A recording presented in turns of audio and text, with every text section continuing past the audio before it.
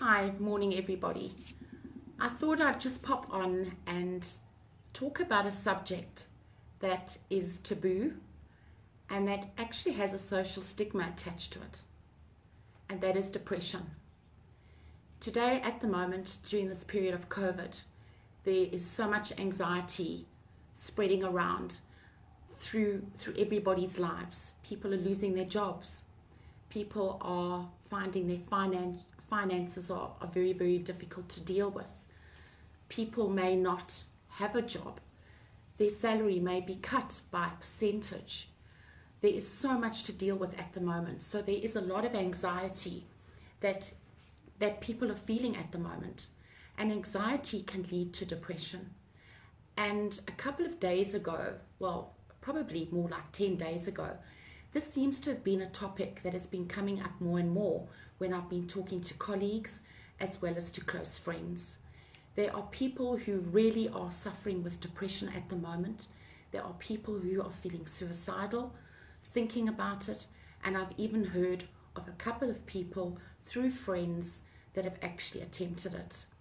And this I find extremely sad, and I find it most concerning. The reason why it has become a stigma is because people are so judgmental of one another. We live, unfortunately, in a very, very judgmental society. So I thought, let's just have a little bit of a chat about this today, and maybe I can give a little bit of guidance as to how you can help a friend who is feeling depressed. For instance, if you go to pick up the phone to phone them and they're not answering, or you've noticed that they really are not themselves just lately, perhaps it's time to sit down and chat with them. Ask them how they're really doing. Tell them that you've noticed that they're not themselves. This is a way of extending your hand. It's letting them know that you are there, that you're there to listen. Because that is the very, very first part or first step on being able to support somebody. It also lets that person know that they're not alone, that there's somebody that they can talk to. And if they open up to you, let them talk. Don't judge them, just listen. Be there for them. If they are really battling, you can suggest and say, perhaps you can go and chat to the doctor about this. Or if they don't want to talk about it, is to let them know that there are other people out there that are qualified, professional, and will be able to speak to them, and that they won't be judged. There is no shame in seeking support. It is so very, very important. This is a way that you can be the shining light in somebody's life when they are in a time of absolute darkness.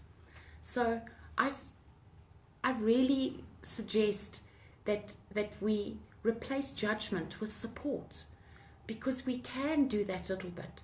We can be that shining light in somebody's life. Don't force them to cheer up because you're not listening to them. And that to me is one of the most important things. I myself have suffered from depression. I've had 3 episodes in my life before, so I can understand where they're coming from. You can't force people to cheer up. It's something that they really cannot do in that period of time. But if they know that they have got that support, that you are there for them, you may even suggest, well, you might not have the energy to pick up the phone today. Would you like me to phone to make that doctor's appointment? See what they say. If they are in agreement with it, then help them to do that. If they're not capable of driving themselves to that doctor because they are so bad and really just cannot do it, then suggest, if you can, that you can take them. And if they would like you to sit in on the consultation, that you will do that too, if that's what they would like. So these are very simple ways that we can actually help and support that person that we really love, be it a friend or a loved one in your family. Also let them know that by getting support is actually a sign of strength, that already they have made that very, very first step forward that is going to be able to help them.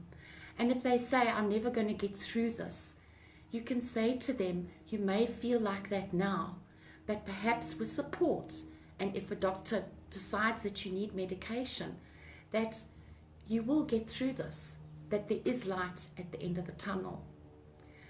And then for those of you who are depressed and you haven't reached out, you haven't spoken to a friend, or you haven't spoken to a family member because you feel that maybe it's shameful to feel like this, or you don't trust them, maybe they're going to go and tell somebody else, then there is something that you can do.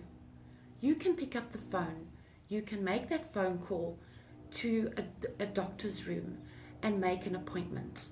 Or if you don't want to go and visit your doctor just yet, but you really want to speak to somebody, sometimes it's easier to speak to somebody that doesn't know you and that you don't know, but that you can trust. And that, for instance, is picking up the phone and phoning Lifeline. Lifeline are incredible, they really are.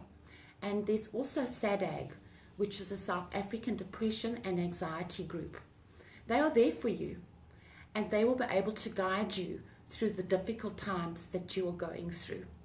So I hope this has helped. I didn't want to make it too long. And what I have done, I will do after this live, is I will give you some contact numbers for those of you who are looking for them. You can keep them, and if you do need them because you want to help a friend, or you need to phone to get help for a friend, then they will be there in the comments below. I will also put in SADAG's website for you as well. They have the most amazing resources there. They have got information there on how to help a friend who's going through depression. And they've also got a lot of brochures so that you can understand what depression and anxiety is all about. So I hope this has helped you. Let's be the shining light, not just for ourselves, but for others out there. I hope you all have a wonderful day, and we'll chat soon. Lots of love. Bye.